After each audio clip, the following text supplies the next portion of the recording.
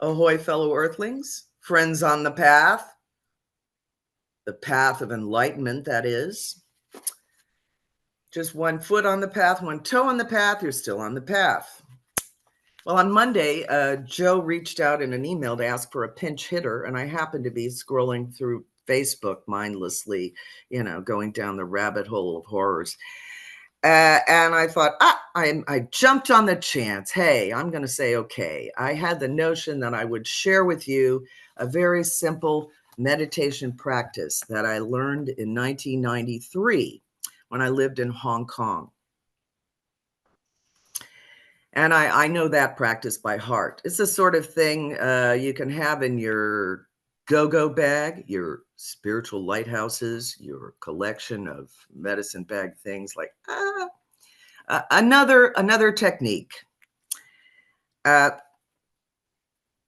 I've been thinking about energy healing lately, and that's how I'm coming to this, is from the perspective of, heal yourself, maybe without all the pills and the surgery. What can you do to make yourself feel better? And clearing the chakras is one thing that people do. And it's not necessarily clear on what in the world they mean by that. So I'm hoping to make it a little bit clearer for you today. It's energy healing is something that's a natural morphing for a massage therapist, is a work I do now for the past 13 years. Energy healing, I usually thought, well, that's something massage therapists study and learn how to do when they're too tired to perform actual massage. They can just wave their hands over you. So with a lot of skepticism, I've not been one to go paying a lot of money for any type of energy healing. However, I recognize there are some wonderful energy healers out there. And if you do have plenty of money to invest in these things, you can see how they work for yourself. On the other hand, with nothing more than just my little instructions, wherever you are, you're in, I don't know, always thinking, I've seen a lot of British shows where people during World War II, people are in the bomb shelter, and some folks that maybe don't have any spiritual teaching under their belts are freaking out. What can I do? If I were there, would I share this little chakra cleansing thing? Could you share something? So that's the thing I've had in my medicine bag for a long time. So let me say clearly, I'm not an expert on chakras. They've always seemed rather beautiful, but also mysterious. People talk about them with great confidence, as much in the way that they talk about their astrology charts and other things. And some of us, really schooled in bricks and mortar, or may not find them easy to understand or to use. And they talk about them like, if you're not doing it the way I'm doing it, you must be doing it wrong, or no, that's the wrong color, that's the wrong candle. Anyway, well, with all the systems that we have for understanding the world, sometimes it's the first one that you learn that stays in your spinal cord, and the first time you heard about it. So that's, I'm going to share that with you in a minute here.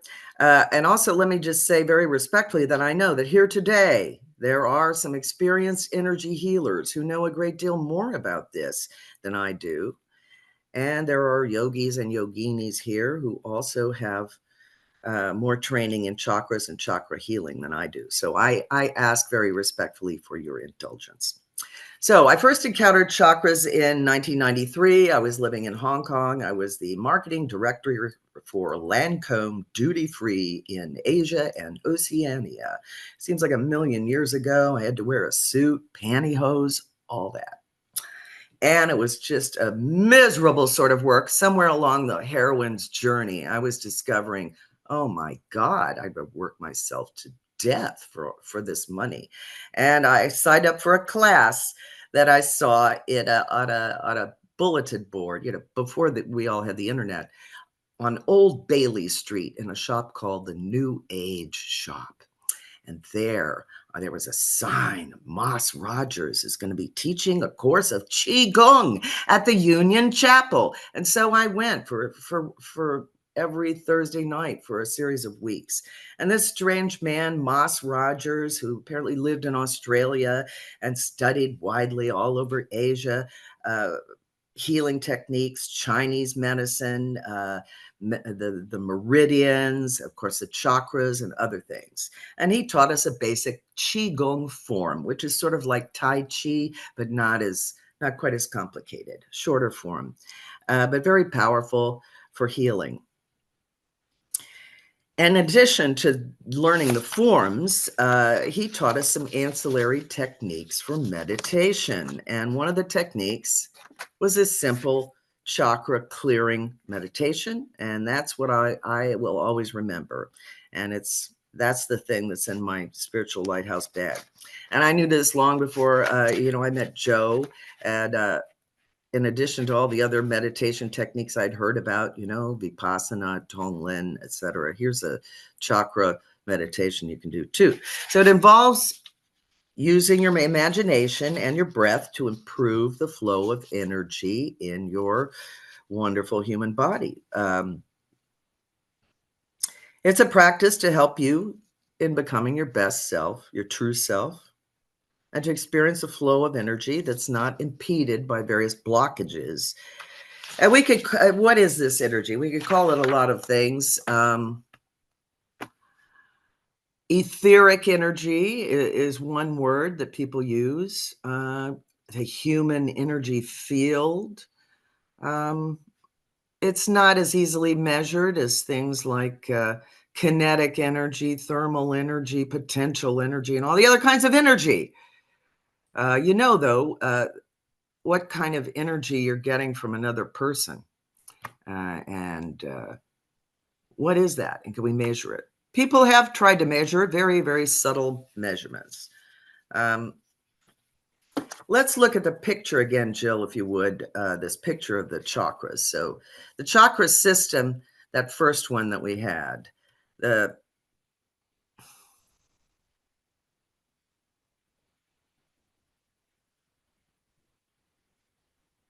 okay. There are lots of chakras throughout the body. These are the 7 basic chakras that are most commonly found on the internet. This is I bought a poster off Amazon. You know how it's fun to buy stuff because you're making a presentation. I thought I'll order this poster and see what it looks like. It's a tiny poster for $5.99. And you'll see chakras all over the place. I'm not sure, can you check the diagram for accuracy? Where do they come from, etc. But just to give you a first glimpse, it starts at the bottom with the root chakra. And these are the Sanskrit names written on the diagram there, which you don't need to remember. All you need to remember is this little expression, Roy G. Biv. That's the mnemonic that I learned, and it's easy to remember. You may have your own mnemonic. So these are the general colors, starting with the root chakra, which is red, the Muladhara chakra. Then there's the orange chakra, called the sacral chakra. It's about the level of your sacrum, the triangle-shaped bone at the base of your spine. The solar plexus chakra, and that is located just under the rib cage. The heart chakra, which we've talked about before. I think this is, you're breathing or listening with the ear of the heart. Maybe that's right there where the heart chakra is. The throat chakra is right there at your thyroid area. The third eye chakra is, of course, in the middle of your forehead. And then finally, the crown chakra at the top of your head. The little point on the top of your head. So these are the colors. Root chakra is red, sacral chakra, orange, solar plexus chakra, yellow, heart chakra, green, throat chakra, blue, third eye chakra, indigo, which is like a deep purplish blue, and finally the crown chakra, which is violet or purple. Some systems have that chakra, the crown chakra, as being a white light chakra. Okay, we can take that down now, Jill. Thank you. We'll come back to that later. So just remember, Roy G. Biv. Are you with me? That's all you have to remember. You don't have to know all these Sanskrit things. So first, a little bit of history. So the chakra system, I went diving in to find some history to share with you because I realized I didn't know enough about it. And I was curious, where does it come from? Always heard it's something from ancient Indian mystical spiritual writings. But the chakra system that is most commonly found on the internet and that we see today and that most people use is from the 1970s. It's this rainbow-colored diagram of vertical centers in the human body. And that is what, in cocktail party parlance, or just chatting chakras, that's what they are. Roy G. Biv.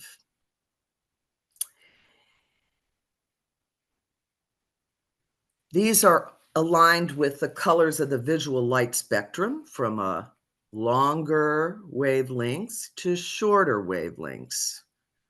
Longer wavelengths have they're not as much amplitude. They are longer, slower, and the slower range of the light spectrum would be the red. Before that, that's infrared. So slow you can't even see it. So we're going from red, orange to yellow, green, blue, indigo, and violet. So what are these chakras? These are considered to be places of especially strong energy in the body. And as I said, there are many chakras, and many adepts over the years have added their 2 cents and evolved into a system. Like any system, you can't go back 2,000 years ago and find this same drawing with the same colors and all of that stuff. That has evolved greatly.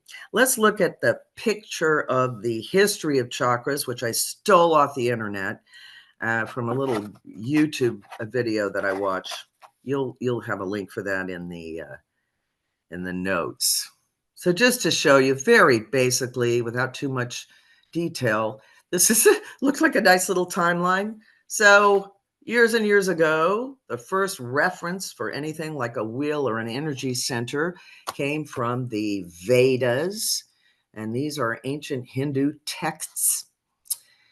And people using them then may have been just trying to install a god or a deity in different parts of the body. I don't have those texts of the Vedas. We have other texts. The Vedas are mainly hymns, rituals, prayers, and they form the foundational teachings of Hinduism. They're the Yoga Sutras of Patanjali. I know that people who study yoga will know about those in the Yoga Sutras. They're between 50 and 350 BC and 300 CE. Some people date them from earlier than that. And Patanjali drew from earlier traditions that had been around in oral form for centuries before being written down. Then there are the Upanishads, which you may have heard of. I have this little book of the Upanishads. I thought, oh, is it in here? Can I look up chakras? No, I couldn't find anything about it. So it's there. There's some notions of energy centers. Then in the 10th century, there's something called the Padaka Pankaka. Then in the 16th century, another treatise that was described. Going on to what we know more about today is in 1919. How does this information from the East come into the West? There are several publications and organizations that delved into that. One of the books is The Serpent Power. And then there's Elena Blavatsky, who founded the Theosophical Theosophy Society, a kind of brotherhood of man. It was an international organization from 1875, and to encourage universal brotherhood and the study of comparative religions and philosophies. And Elena Blavatsky traveled to India and learned from teachers and used her gifts to try and codify this system. And over the years, more and more adepts and students of these things have codified them into what we have today. So we can take this picture down. So there's some basis for it in the past, but it didn't arrive, fait accompli, exactly the way we have it today. Probably the most important book that the model we have today comes from is a book by Ken Dichtwald called Body Mind that was published in 1977. He was the first one to publish the system that we know today, these rainbow colors with associated body parts, associated essential oils. There's something associated with every one of the chakras. And what the chakras represent, different aspects of your human life. So what are they? They're energy healers who claim to be able to see them and experience them, have described them in different ways. It's how you experience them is different. There could be many, many layers. I think imagining them as a sphere of some kind of pulsing energy is good.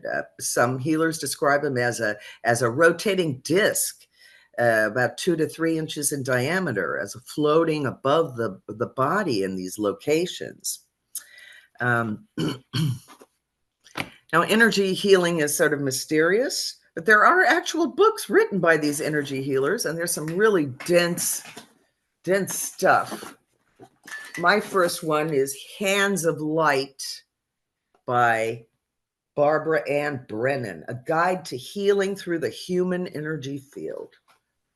So you do have to suspend belief a little and imagine that there is a human energy field, that you do have like an aura.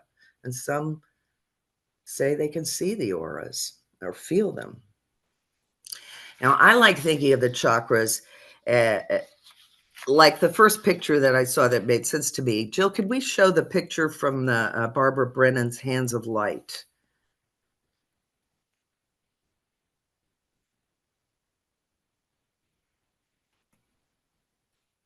I like this picture better. Okay, there are no colors. If you try to imagine your body having these little vortexes of swirling energy coming out, you can see this figure, the root chakra. And I've got a few notes in here that are from 1993, where Moss Rogers was telling us about the parts of the body, from the endocrine system, the organs that are associated with the chakras. And there's the notion that the area of the chakra is related to all of the functions of the body from that area. Like the first chakra, there's some confusion about the first and second. Where does your bathroom and your bedroom parts, what chakra do they represent? I think the first chakra for all of that. Some say the sexual parts are in the second chakra. I think second chakra is more for creativity and giving birth. You don't want to make, people with penises feel like they can't create anything. So anyway, I think the sexual urges and so forth are more in the root chakra. So the orange chakra, you can see that up there, is also considered related to the sexual urges. Then we get into the next chakra further up there, the yellow chakra at the solar plexus, and then on to the heart chakra, the throat chakra, the third eye chakra, and the crown chakra. The third eye chakra, you've probably heard about that, is considered to be connected to the pituitary and pineal glands. So this is another way you can picture the chakras. These little vortexes of energy you can also think of them like tendrils coming out and collecting energy and bring it back into the body. So we can take that image down now. Thank you, Jill. All right, so that's probably enough preamble. Let's get to the meat of the matter, Rebecca. Okay. It is 11:24. So I'm going to show you the practice, and then I will guide you a little bit, and then I'll be quiet, and you can go on and continue doing the practice or whatever practice you want until about, I don't know, 10 of, and then we will post the share instructions, and then you can share about whatever in the world you want. All right, so I invite you to imagine that at the top of your head, there's a sort of portal, a portal that can bring down into your human body all kinds of energy. Imagine like you're beam me up, Scotty, a sort of column of wonderful healing light from the cosmos, from the universe. Imagine that you can open this portal in the top of your head, and when you inhale, you are drawing that energy into your precious organism. So try that now and take a nice deep breath. You imagine this white light coming into your body. It penetrates all of your body and flows to the furthest extremities, to the tips of your fingers, down your legs to your toes. You can even wiggle your fingers and toes just to remind yourself that you're not just a big brain on a stick.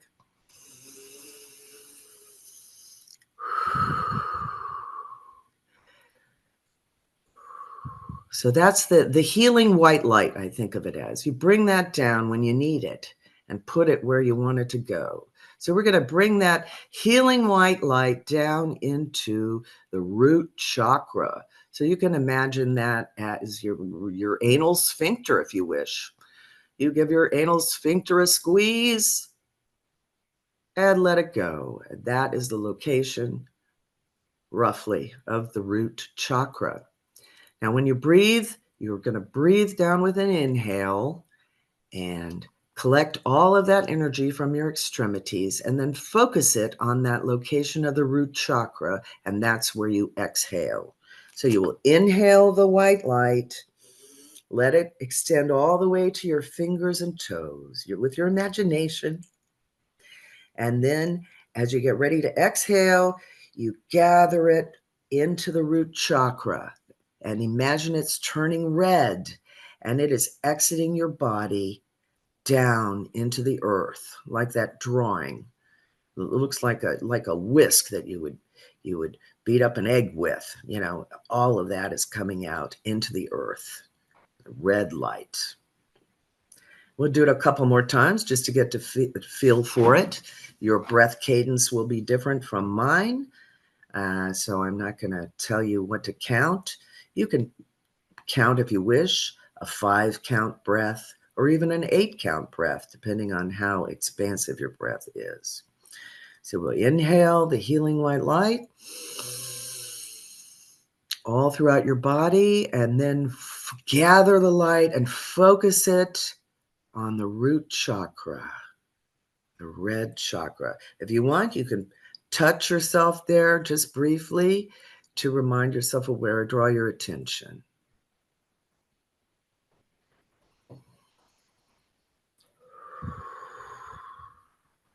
After a complete exhale, you can also do this practice of sealing, which is, again, squeezing the anal sphincter just to cap that little bit of the breath practice. So a complete exhale and then a squeeze. You pause for a second and then open the portal again. You will bring the healing light down into your body, down to all the extremities. Now I want you to gather it up, prepare for the exhale, gather it into the second chakra, This is the sacral chakra, also called the womb chakra, the cradle of creation. It's associated with the color orange, with creativity of all types, and located just below your navel. So once you inhale the healing white light all the way to your extremities, fingers and toes, gather it there to the position just under your navel, the sacral chakra, the womb chakra, where there the light will change to orange, and you will do a nice exhale, imagining this orange light flowing out of your body, from the front of your body and to the back of your body, as in the diagram we looked at earlier. The sacral chakra, a bright yellow light. Now, when you're ready, we'll move on. I want you to inhale the healing white light from the cosmos, extend it through all your extremities. Now gather it at the solar plexus chakra. This is just below the rib cage. If you feel with your fingers under your rib cage, come to the center. That is the approximate location of the solar plexus chakra. It's associated with confidence and a sense of purpose. It says wisdom power on that little chart I showed at the beginning. The yellow solar plexus chakra.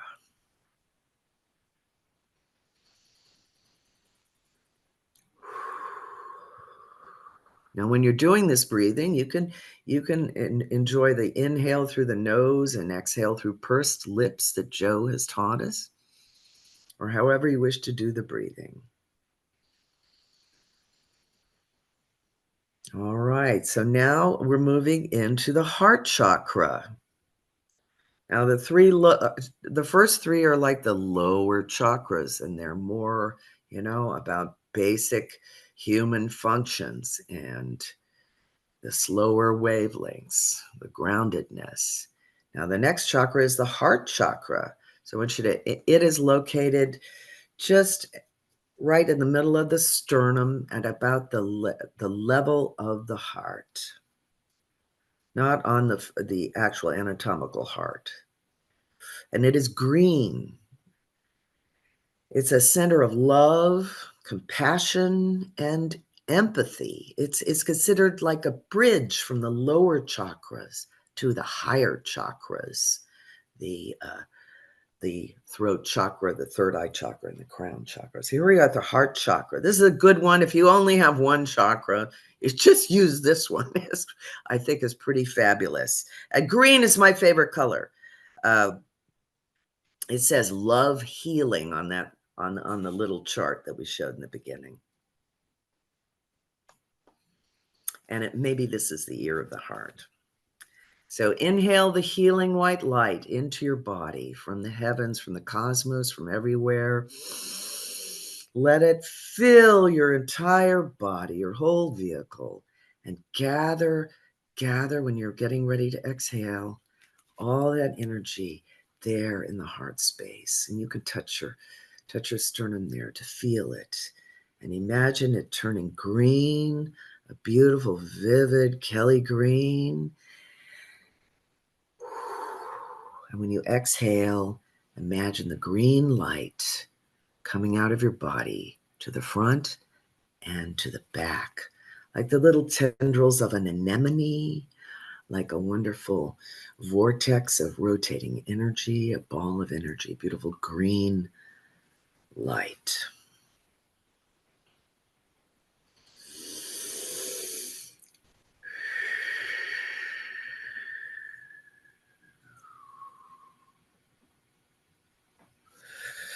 Now we will move on to the throat chakra. The throat chakra is a communication center. It is blue in color. I've seen it portrayed as a pale blue, any type of blue, a beautiful blue, University of Kentucky blue, whatever blue you like. It's located in the center of the neck, like that little hollow place right here on your Adam's apple. Uh, it's specifically at the base of the throat near the larynx and the thyroid gland. And it's associated with communication and with self-expression. To that end, it's connected in a way to the second chakra, the orange one, which is the center of creativity and the womb chakra.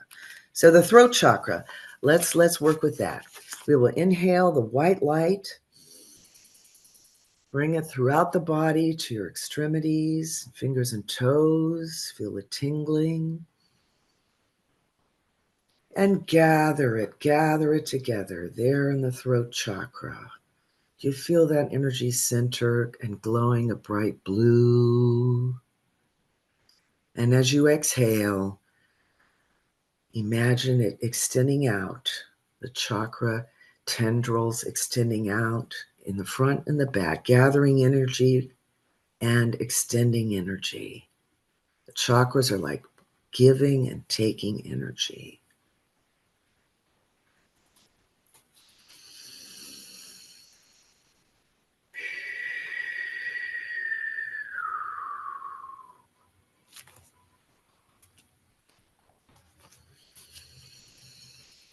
That is the throat chakra.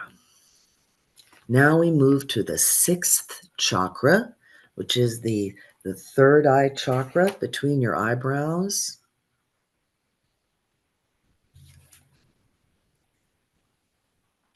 It is indigo in color, a little bit different from the blue, a little bit different from the violet, like a deep blue violet, purplish blue color. It is considered the center for higher knowledge, intuition, imagination, and perception beyond the physical. The little chart says awareness simply. We've used that word awareness here, so a good thing to concentrate on, awareness. Breathe in the healing white light, extend it out to all of your extremities, and then gather it there at the third eye in a beautiful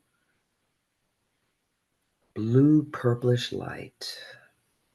And when you're ready to exhale, you imagine it coming out of your third eye to the front and to the back of your head.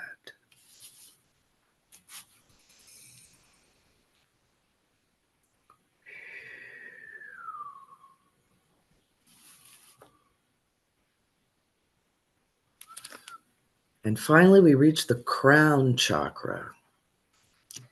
This is at the top of the head. It's much in the same area where your little portal is that we described. And it is associated with the color violet, so a wonderful, bright purple color. It is associated with spiritual connection and consciousness itself. You can imagine it as a vortex of violet light emanating up and out to the heavens, to the cosmos. Don't worry about getting the light confused with the white light. You can imagine yourself sitting in a column of white light if you wish during this process, so as not to become confused about your portal at the top of the head. All right, let's try with the crown chakra. So inhale from the column of healing light into your body and extend to all the fingers and toes. And when you're ready, I want you to gather all that energy up at the top of the head and exhale up and out. The beautiful violet light.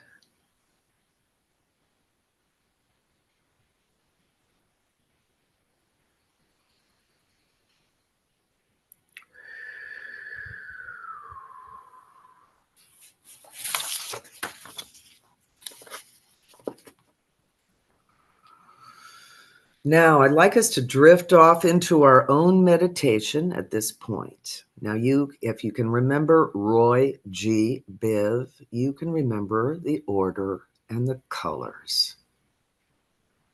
And I would invite you to run through the chakras, all 7 yourself, in the quiet, without me. You can count your own breaths.